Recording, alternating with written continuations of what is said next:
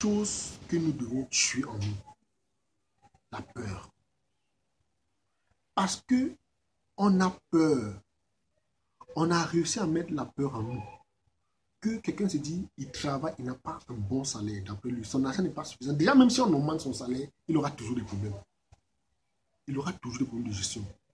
Mais supposons que le salaire qu'on donne n'est pas suffisant. Vous savez, tu sais pertinemment que ton salaire n'est pas suffisant pour t'occuper de ta famille. Tu continues à travailler. Pourquoi? Parce qu'il y a l'heure d'autrui, il y a des gens.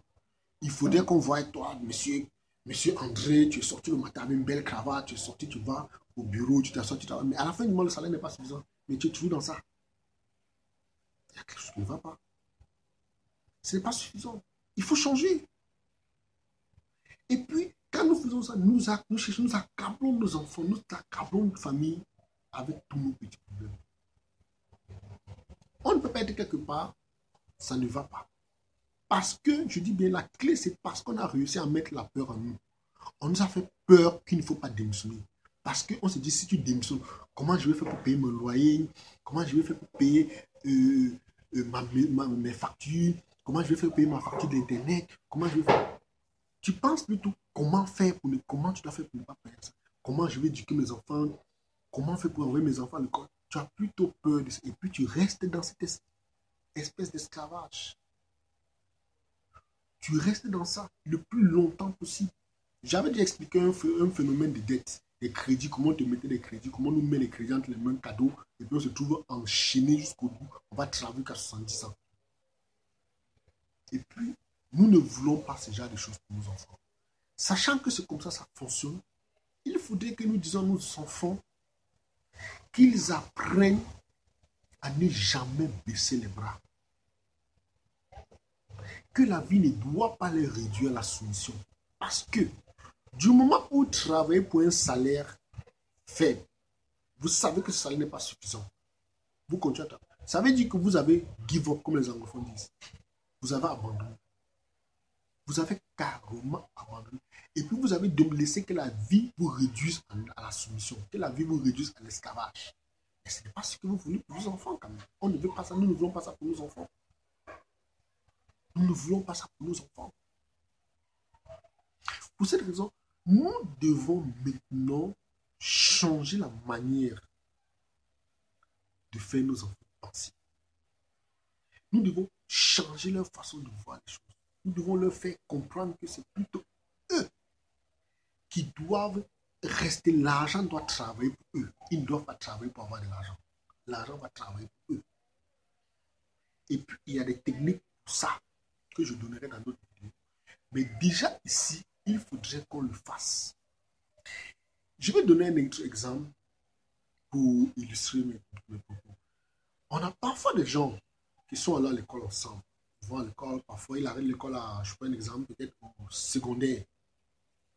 Son camarade continue, va à l'université. Celui qui a arrêté l'école secondaire, lui, il a fait ses affaires, il prospère, il a une entreprise, il bosse bien, ça va, il n'a pas de soucis financiers.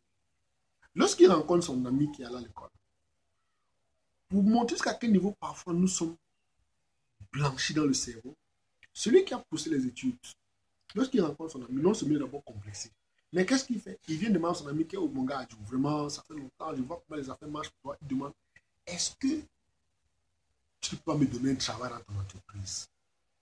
Ça, c'est une question à demander. Demande à ton ami de te donner le secret. Comment il a fait pour en arriver là? Mais nous, plutôt, on est tellement bloqué dans le système qu'on vient plutôt demander à un ami comment travailler pour lui. Moi, un ami vient me demander de travailler dans l'entreprise, je ne le donne pas. Ça, c'est clair. Je ne le donne pas. Je préfère qu'il reste au quartier. Et puis, si vous allez voir, ceux qui sont sages, la plupart des managers, là, très peu vont en prendre les amis. Ils préfèrent chaque fois remettre, donner peut-être 20 000 à son ami, un peu d'argent à son ami régulièrement. Son gars, ça c'est mon ami, c'est mon ami. Il va se vanter de ça. Au lieu de chercher à demander à son ami de lui montrer le secret, comment il a fait pour en arriver à ça, pour se retrouver à ce niveau, il va chercher à vouloir être son esclave. Parce que c'est comme ça qu'on a préparé l'esprit de l'autre. Nous a préparé l'esprit à l'école d'aller être des esclaves. Et puis, nous devons retirer cette subalternité dans l'esprit de nos enfants. Nous devons enlever ça. Il faut absolument qu'on l'enlève. Sinon, pas bon pour nous, sinon c'est pas bon du tout. Il faudrait que nous l'enlevons. Et puis on doit le faire le plus bas. Dès que nos enfants sont protégés, on commence à développer ça en nous. Développer l'entrepreneuriat. Il faudrait qu'on le fasse. Je vais donner un exemple simple. Comment on peut travailler quelque part. Au lieu de travailler pour de l'argent, on va travailler pour apprendre. Travailler pour apprendre à faire ce travail. Je prends l'exemple d'un vigile. Un vigile peut travailler quelque part. Parce que j'ai vu des gens travailler dans des entreprises 10 ans, 20 ans. Tu n'as pas besoin. 5 ans en plus, tu connais toutes les rouages dans l'entreprise. Tu crées ton entreprise. Je voudrais que nous travaillions dans des entreprises en tant qu'espions. Que nous soyons des espions dans les entreprises. On a dans une entreprise, bien qu'on te paie même pas, tu ne te plains pas. Parce que tu es là pour apprendre comment ils font. Tu travailles, tu vas là-bas, tu es plutôt un espion. Tu cherches comment ils font. Comment ça se passe. Et puis forcément, il y a toujours des failles. Tu peux revenir toujours avec une proposition dans la même entreprise. Avec une autre proposition, mais tu viens en ce moment en tant que patron de ta propre boîte. Parce qu'une entreprise, c'est quoi? Ce n'est qu'un bout de papier sur lequel on écrit ton nom, ta date de naissance, ta filiation, et puis l'entreprise a été créée. C'est comme un acte de naissance. Il n'y a rien, ce n'est qu'un bout de papier. Je prends l'exemple du vigile. Le vigile travaille quelque part. Au bout de quelques années, il faut s'arranger à être en de très bons termes avec les employés. Le boss, tout le monde, bien. Qui te commissionne, il faut partir. On vous envoie, va acheter ceci, il faut partir. Mais il faut toujours regarder. Il y a des failles quelque part. Sur la sécurité, une faille quelque part. Peut-être vous travaillez dans une entreprise. Je vais prendre un exemple banal. L'entreprise où vous êtes en poste, par exemple, doit reverser, je suppose, 1500 € à l'entreprise que vous employez. Et puis, l'entreprise que vous employez vous met en poste et puis on vous donne 1000 € par mois. Ça veut dire qu'ils prennent 500 €. Donc, vous êtes là-bas, vous travaillez, c'est qui vous fume la grande partie de l'argent. Qu'est-ce que vous faites? La plupart du temps, regardez votre bulletin de paie. Il y a toutes les trucs que votre entreprise fait, l'assurance, tout patati patati. Il faut chercher à tout ça. Quand vous êtes là-bas, vous arrangez à avoir de très bons termes avec les gens de l'entreprise. Nous sommes tous d'accord que le salaire est bas. Au lieu de passer le temps à pleurnicher, et puis se laisser abattre par la démissionner, comme je dis, renoncer par les difficultés de la vie, plutôt chercher à apprendre et retenir la leçon et progresser. L'entreprise est là, vous regardez les failles. Vous allez un jour, vous ne pouvez pas démissionner si vous voulez, vous ne pouvez pas démissionner. Mais qu'est-ce que vous faites? Ce n'est pas interdit de travailler dans une entreprise et créer une entreprise. Ce n'est pas interdit. Vous allez vous renseigner comment faire pour créer une entreprise de gardiennage, de vigile. On va vous donner les conditions. Vous ouvrez votre entreprise, vous créez votre entreprise. Vous pouvez créer une entreprise anonyme. Vous n'avez pas besoin d'argent. C'est une entreprise anonyme. C'est parfois les SARL, SA. Oh, pardon, je voulais dire une société individuelle. Je vous en prie, une société individuelle n'a pas besoin d'argent. Vous créez une société individuelle. Vous cherchez 2 jeunes au quartier. Formez les jeunes à les techniques comme vous avez appris lorsque vous êtes parti faire votre formation de jeunes. Et puis apprendre à exploiter l'image. Chaque fois que vous êtes en poste, prenez des photos. Si vous avez un ami qui est policier, gendarme, n'importe quoi, si vous pouvez, vous pouvez prendre sa tenue, prendre des photos comme si vous étiez en train de vous entraîner. Prenez le jour où vous allez démissionner. Venez voir le boss de l'entreprise. Vous lui dites, voilà, quand je travaillais dans l'autre entreprise, j'étais en poste, il y avait des failles. J'ai tout le temps fait de rapport à ma société, mais ils n'ont pas voulu dépenser l'argent pour en envoyer un second. Je vous conseille d'avoir 2 vigiles. Vous avez déjà été là. Eux, ils vous font confiance parce que vous avez été là. Vous connaissez ce poste. En leur expliquant que s'ils ne prennent pas un second vigile, il y a des risques. Parce que les gens ont beaucoup. On manipule les gens beaucoup plus avec la peur. Vous leur dites qu'il y aura les risques de ceci, les risques de cela. Vous avez déjà 2 jeunes que vous avez formés au quartier. Vous les avez montrés.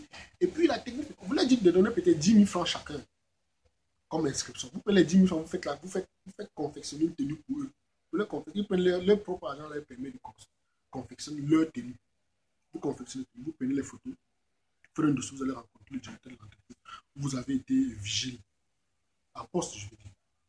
Vous leur proposez que les failles que je connais, il faut 2 vigiles. Et puis, puisque vous savez que l'entreprise, vous étiez en poste de reverser, par exemple, 1500 € à l'entreprise qui vous employait, Vous leur proposez que vous allez leur proposer 2 employés. Mais par personne, ils doivent reverser plutôt 1000, peut-être 1200 ou 1300 euros. Ça leur fait 200 euros par personne. Si vous avez réussi à les convaincre, ils vont prendre les 2 personnes en poste. Ça fait 2 personnes. Par personne, vous remettez les 1000 euros qu'on est censé donner au vigile. Mais vous allez gagner 250 ou bien 300 euros si vous avez fait 1300 euros par personne. Vous avez gagné 300 euros par vigile. Ça fait que, et en plus, vous pouvez encore signer un contrat avec eux. Comme quoi, vous leur dites que vous devez être leur consultant en vigile parce que vous connaissez très bien l'entreprise, vous connaissez les failles. Ils ne voudront pas confier leur sécurité. Personne ne veut confier sa sécurité à un inconnu. Personne. Ils voudraient confier chez vous parce que vous avez été là-bas longtemps. Et puis rien ne s'est jamais rien passé. Vous pouvez peut-être mettre un frais de consultation de peut-être 1000 euros. Vous vous retrouvez en train de créer une société calmement de sécurité, sans maux de tête, sans pression, parce que vous avez travaillé quelque part, vous avez appris. Pendant que vous apprenez, on vous paye mal, mais vous apprenez. C'est très simple. Vous vous retrouvez avec une société de vigile, de gardiennage, sans avoir dépensé un rond. Le seul rond que vous avez peut-être dépensé, c'est le timbre ou le registre de commerce. C'est tout. C'est tout. Vous vous retrouvez avec une société. Et puis, au fur et à mesure, maintenant, ils vont, l'entreprise va vous conseiller à d'autres. Vous vous retrouvez en train d'avoir des vigiles.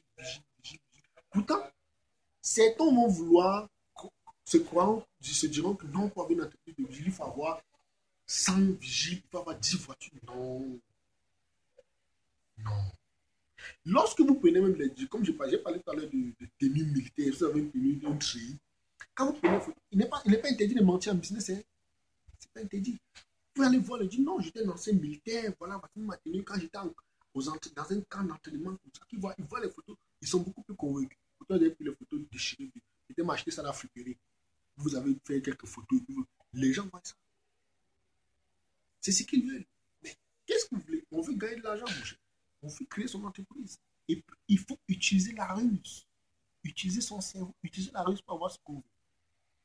C'est comme ça que les gens créent des entreprises. Ils ne font rien de mystérieux. Il n'y a pas de magie. Du tout.